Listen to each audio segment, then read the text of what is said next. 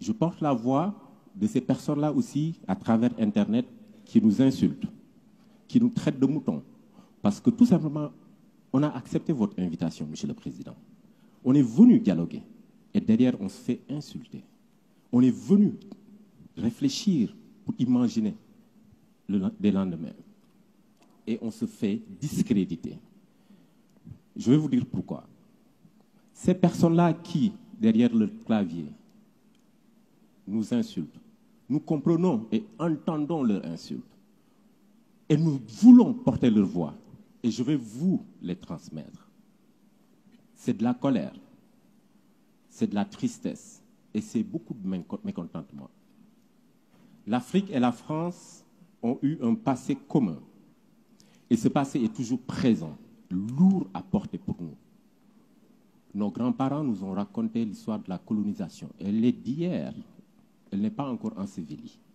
Nos parents nous ont raconté la France-Afrique et ce qu'a été cette France-Afrique.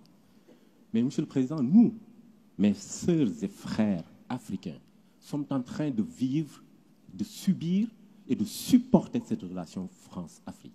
C'est cela que j'ai envie de vous transmettre et de vous dire. Nous sommes ici pour discuter, dialoguer, réfléchir sur les futurs souhaitables. Il ne serait pas possible de le réaliser, ce futur, tant que le passé n'a pas été pensé. Pensé, P-A-L. Pensé, reconnu. Il serait une chimère que de vouloir un futur avec les plaies du passé.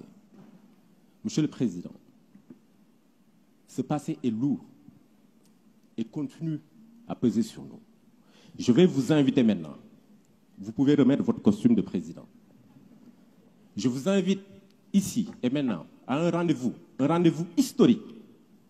Je vous invite à prendre ici et maintenant des engagements forts, des décisions fortes pour reconnaître et accepter de demander pardon au continent africain.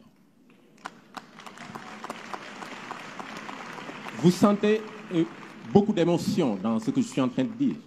Effectivement, je suis très ému et je sais que je ne suis pas le seul à être ému. Mais j'ai envie de vous inviter à ressentir un peu de cette émotion.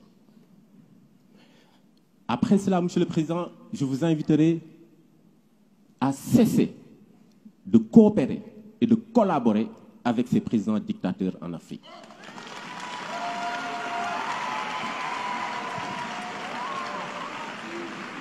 Monsieur le Président, toujours avec votre costume de président, je vous demanderai et vous inviterai à arrêter cette pseudo-coopération paternaliste. Programmez un dispositif de retrait progressif et définitif de vos bases militaires en Afrique.